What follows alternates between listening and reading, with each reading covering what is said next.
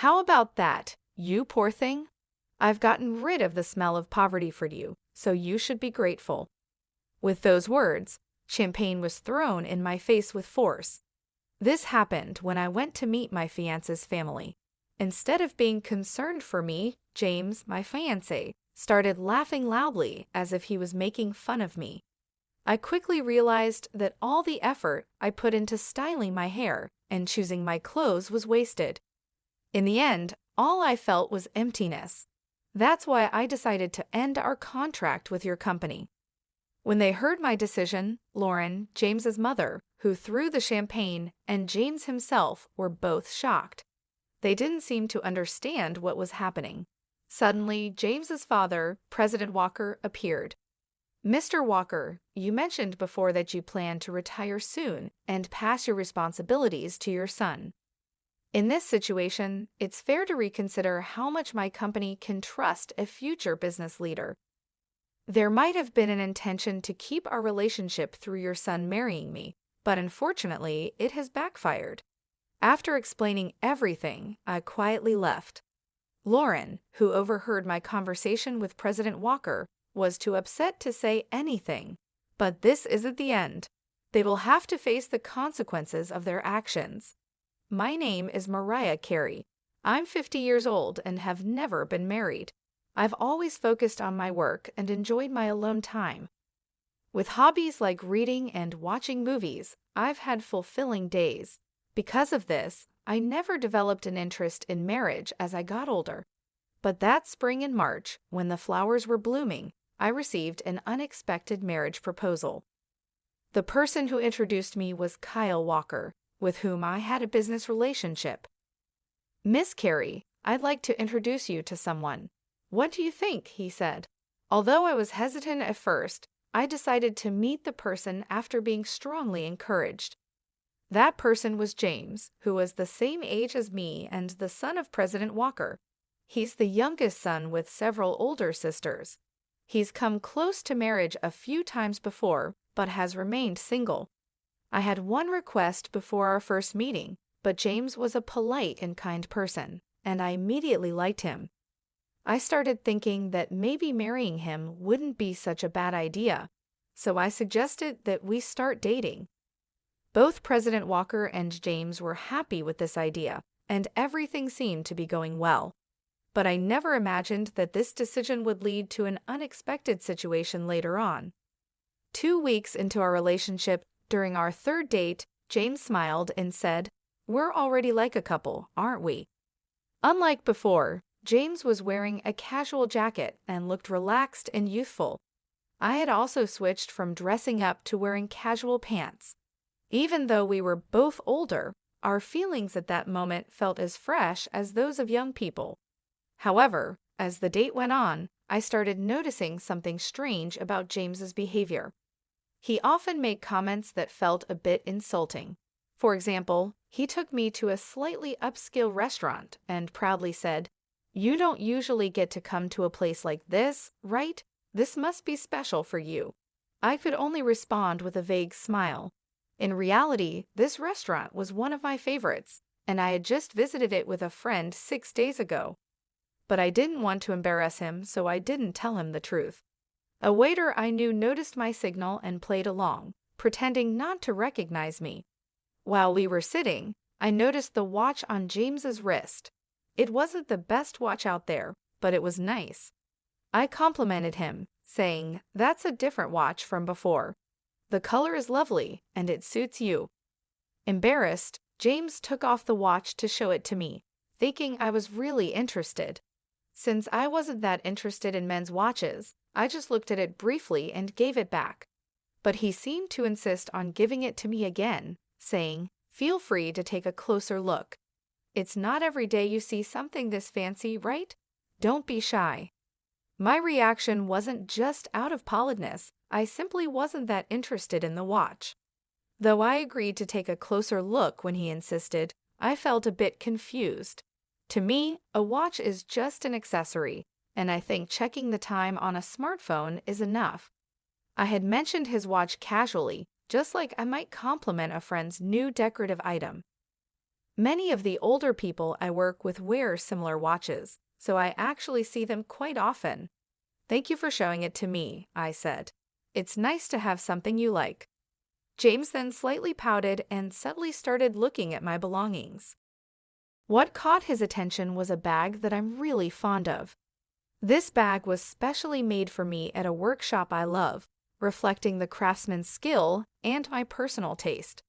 It's very practical and a bit expensive, but to James it seemed cheap. He asked, "Don't you have a proper bag? I think you should have something more prestigious." The bag was custom-made at a German workshop and doesn't have a brand logo. In fact, the craftsman's logo is hidden at the bottom of the bag because I prefer simple designs. It's hard for someone who doesn't know much about women's bags to guess its value just by looking at it. But I couldn't help feeling puzzled by his constant superior attitude. Sometimes I brush it off, thinking he's just a sheltered person who doesn't know much about the world, but the uncomfortable feeling doesn't easily go away. At one point, I thought about reconsidering the idea of marriage, but since we had only met 2 times, it seemed too soon to decide on breaking up. So I decided to wait and see how things would go. Since then, we've continued dating. James does show some immaturity at times, but he's basically an honest person. He no longer acts in that unnatural way he did before. No one is perfect from the start. If you have patience and gradually find harmony, love will eventually grow. I heard an older female celebrity say this on a show I watched, and I found some truth in her words. The following week, we went to a famous hotel buffet for our 5th date. Strangely, James piled 4 or 6 servings of food onto his plate. I lightly commented, "Are you sure it's okay to take so much? It would be a waste if you can't finish it." He suddenly burst into laughter. Wondering what was so funny, he said, "A waste, Mariah? Are you still talking like someone poor? It's okay to take this much. It doesn't matter if I throw it away if I can't eat it all." I made a sour face. It seemed he completely missed the point that wasting food not only costs money, but also inconveniences other customers. The issue isn't just about money. It's about resources and the environment. Aren't you aware of the concept of food waste? It's also inconsiderate to other customers, and eating like that isn't good, I said, my voice more stern than usual. James suddenly shrank back, poking at his pasta with a fork, and muttered, "I'm sorry, please don't be mad. My mom said you might be marrying me for money, and I just reacted without thinking."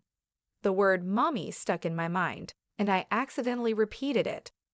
Referring to one's mother as mommy at his age was unusual and hinted at something odd about his family. As the date was ending, with this uncomfortable feeling in my mind, James drove me home. When I was about to get out of the car, he grabbed my hand and said, "Miss Carey, even though I am who I am, would you marry me?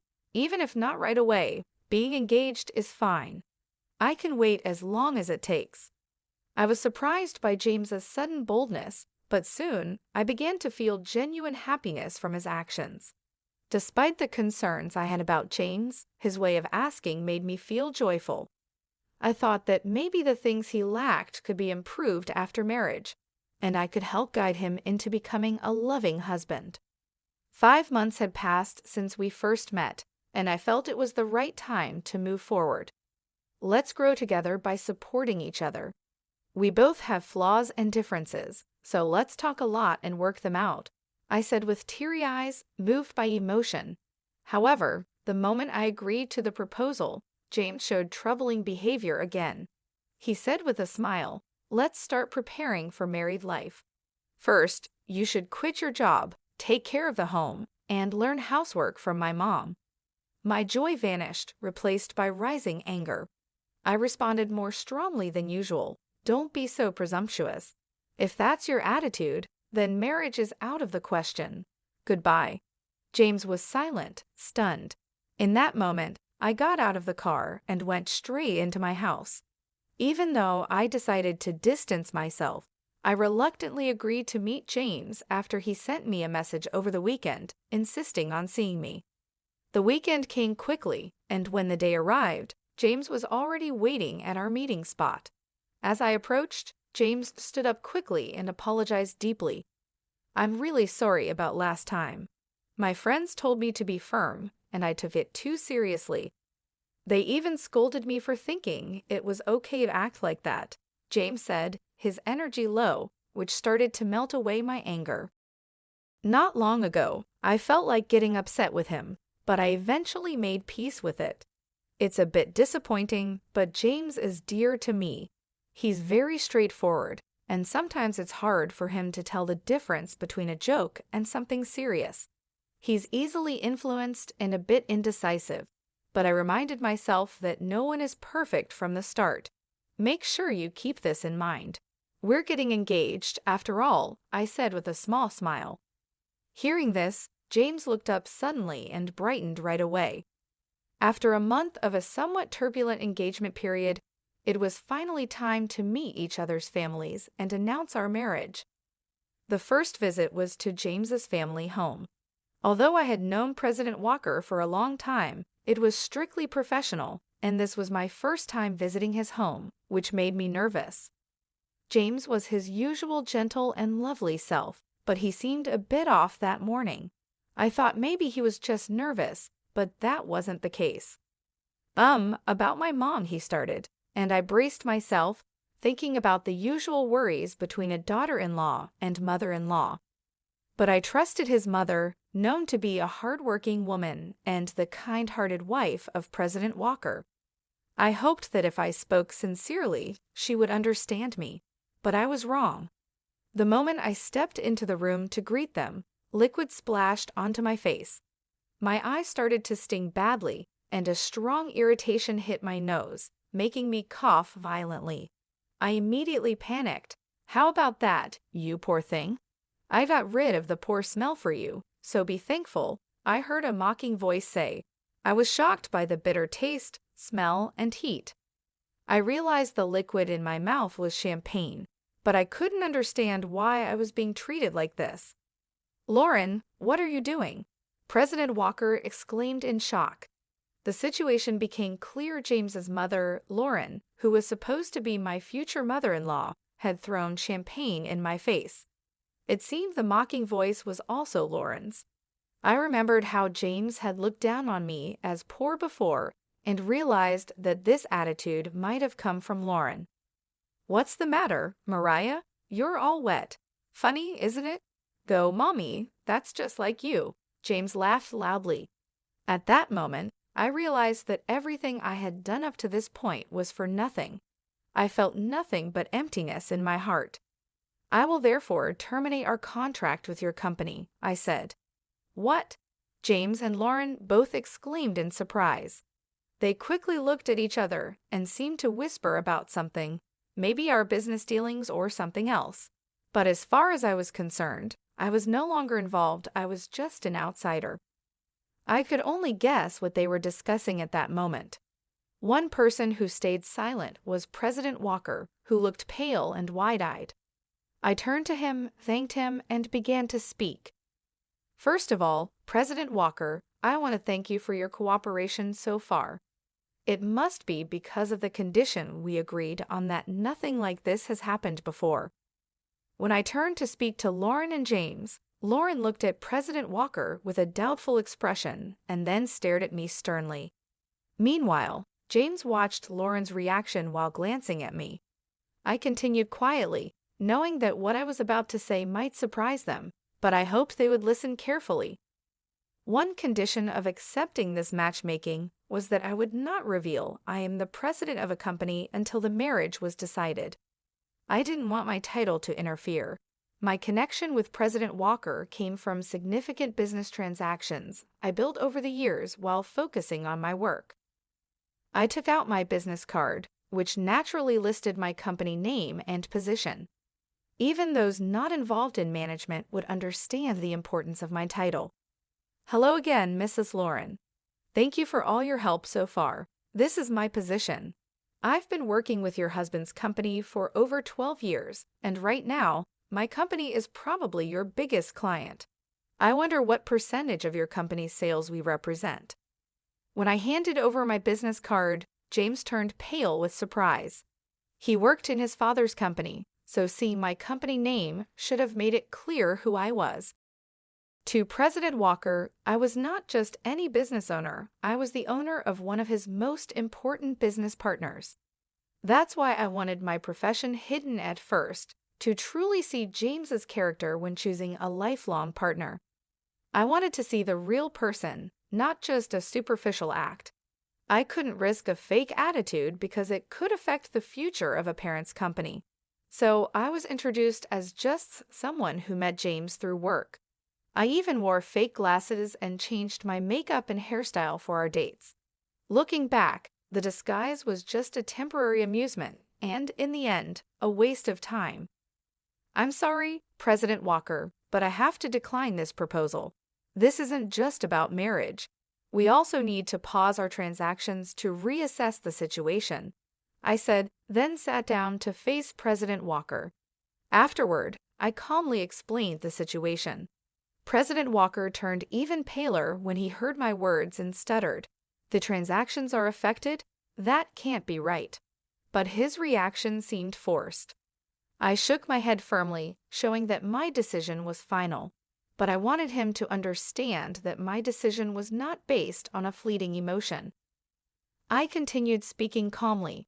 President Walker, you mentioned before that you plan to retire soon and hand over your responsibilities to your son. In this situation, it's important to reconsider how reliable a future business partner can be. It seems there was an intention to keep our business relationship strong by having your son marry me. But unfortunately, that plan has backfired. Right after graduating from university, I started my own company with some friends. Over 22 years have passed since then, and I've been leading the business as its president the entire time. As I've mentioned several times, I've built a strong relationship with President Walker's company for more than a decade. My company, managed with a female perspective, has been recognized for its unique approach and has grown significantly recently. As a result, our business with President Walker's company has also increased. However, there have been internal discussions lately about whether we should switch to new business partners. Amidst this situation, the sudden proposal of an arranged marriage came up. Considering the timing, President Walker might have sensed some changes happening in our company. This wasn't exactly a secret. After realizing who I was, Lauren and James were clearly disturbed. I decided to explain further. In fact, we were reviewing whether to continue our business with your company. I've heard that your company is currently facing some management difficulties. Are you aware of that? Since contracts with other partners are ending, this information is crucial. Lauren, shocked, asked, "What does that mean?" while frantically shaking President Walker's arm. President Walker wiped his sweat. Looking anxious, it seemed that the company's issues hadn't been discussed within the family. James's confused glances between me and President Walker caught my attention. Despite being an insider, James seemed unaware of his own company's current situation. While thinking about this puzzling situation, I continued, "Given this, President Walker strongly suggested that I meet with you, James, leading us to this point. Perhaps you considered this marriage proposal to stabilize your company. It seems you wanted to maintain our business relationship at all costs." Lauren was visibly shaken, her hands trembling, and her lips quivering as she listened. I explained that President Walker's company is indeed struggling with management issues. Lauren may have looked down on me earlier, but her company is dealing with much bigger problems. Once known for quality and speed, President Walker's products have been overtaken by competitors' technology and no longer stand out. Additionally, the development and manufacturing processes are inefficient, cost reduction efforts have failed, and the products have become too expensive. Moreover, the company places too much pressure on employees by modern labor standards, leading to shorter delivery times and further damaging the company's reputation. Working with a low-rated company like this can harm the reputation of its business partners as well. Even a company with a long history can struggle when it has outdated structures and a high turnover rate among young employees. As a result, President Walker's company's market share has been decreasing, and its performance continues to decline. In this situation, it was natural for us to look into working with other, more stable companies. Lauren, outraged, shouted, "How dare you threaten to cut off business based on personal feelings? What a despicable act! Are you blackmailing us? This is the worst. Don't think such behavior is acceptable." She seemed to forget that her actions were the cause of this situation. I was surprised by her accusations and the fact that she hadn't even apologized. Before I could say anything, President Walker shouted angrily, "Silence. This is all your fault." I held back what I was about to say. Indeed, President Walker, not me, was likely the most affected by this situation. The unexpected fallout from his wife's inappropriate behavior was probably a shock to him, especially since he had hoped for stability. This all happened because President Walker tried to stick to our agreement, but in reality, keeping it a secret from James alone would have been enough. He should have informed his wife beforehand. As a result, I'm relieved that I didn't have to welcome such a problematic person as my mother-in-law.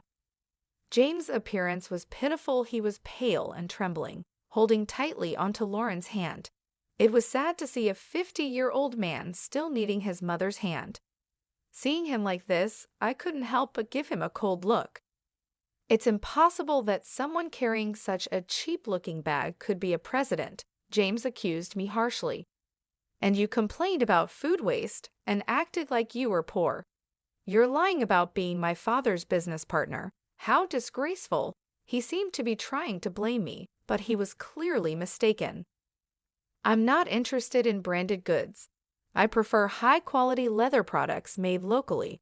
Also, my criticism of wasting a large amount of food wasn't because I'm poor, but simply because it's inappropriate behavior. There's nothing fake about that. As for this bag, it's custom-made from a workshop I visit often. Anyone who knows about leather would recognize its quality immediately, but it seems none of you care about that. This bag is actually priced higher than many commercial brands." When I explained this, Lauren suddenly stared at my shoes and bag with surprise, then quickly looked away, clearly embarrassed. It's obvious that only those who know about quality would understand. I continued, "Moreover, ordering a lot of food and not finishing it is not only wasteful but also disrespectful to the restaurant. It's unreasonable and inappropriate behavior. And yes, it's true that I'm your father's business partner." What would it mean if the presidents of companies doing business together didn't know each other? James seemed unhappy and unconvinced by what I said. President Walker frowned at his son's behavior when we confirmed that we knew each other. James looked down without saying a word, clinging to Lauren in a way that seemed very childish for his age. Seeing his immaturity, I couldn't help but feel disappointed. "If your company loses our business, we'll be on the brink of bankruptcy. Please forgive us." President Walker began to apologize profusely. His clear statement seemed to finally make Lauren understand the seriousness of the situation. Realizing the impact of his actions, James turned pale and started trembling, saying, "Mommy," with tears in his eyes, clinging to Lauren. But Lauren couldn't respond. Watching this scene, I let out a deep sigh of relief. I deeply regretted ever thinking about sharing my life with someone like James. I had thought that because he was honest, I could help him improve and make things better, but now that seems like a naive thought. I'm so sorry. President Walker kept apologizing over and over without actually offering any solutions or ways to address the situation. This could easily lead to us cutting ties on an emotional level. Therefore, I had to make specific comments about the engagement. "Let's talk about our engagement. I cannot consider marrying someone whose mother behaves so rudely. Moreover, he didn't even try to stop his mother and instead laughed along with her. I hope you understand why the engagement should be called off." President Walker listened, nodding in agreement. I continued, "Thank you for understanding. Until yesterday, I believed in James's potential to improve, so I moved forward with the engagement. But now I feel relieved that our relationship has ended." I gave specific examples of James's behavior, like how he often quoted his mother's opinions, saying, "Mommy said so," and how he still called her Mommy, even though he's almost 52 years old. He frequently used his mother's opinions as an excuse to justify his improper behavior. However, as soon as I'd pointed out these issues, he would quickly become discouraged, showing his weakness. There were countless examples of this behavior. President Walker was shocked, his mouth open in disbelief, and Lauren looked embarrassed. However, James didn't seem to understand what was wrong with his actions. When I asked if there was any fault on my part in calling off the engagement, President Walker shook his head slightly, looking pitiful. I paused to calm myself and took a deep breath. I will divorce my wife. James will also have to move out with her. The company's operations will be taken over by competent staff, so please don't abandon us. Help us, President Walker suddenly declared, clearly anxious after seeing me take a deep breath. What? That's not possible. I can't manage my life without this marriage. Lauren cried out in shock. After that, both James and Lauren raised their voices at President Walker, saying, "Why didn't you tell us beforehand? I'm innocent. Why am I being kicked out? The problem is only with Mommy. I'm not involved." Their protests filled the room, and I finally let out a real sigh, fed up with everything. "Well, as you wish. Thank you for your time. I will take my leave now," I said to President Walker and quickly left. I needed to go home and take my high-quality clothes to the dry cleaners right away. Otherwise, the champagne stains would set and ruin them. James stopped protesting and wept, seemingly accepting the situation. Lauren tried to argue, but President Walker silenced her with a stern reprimand. However, she still seemed to grit her teeth in dissatisfaction, looking more determined than her son. 6 months after the unpleasant incident with the Walker family, as predicted, President Walker resigned from his position. It wasn't just a retirement. It was a resignation, taking responsibility for the company's poor performance. The main reason for the decline was the termination of the contract with my company. A former employee who took over as the new president conducted a full review of the operations.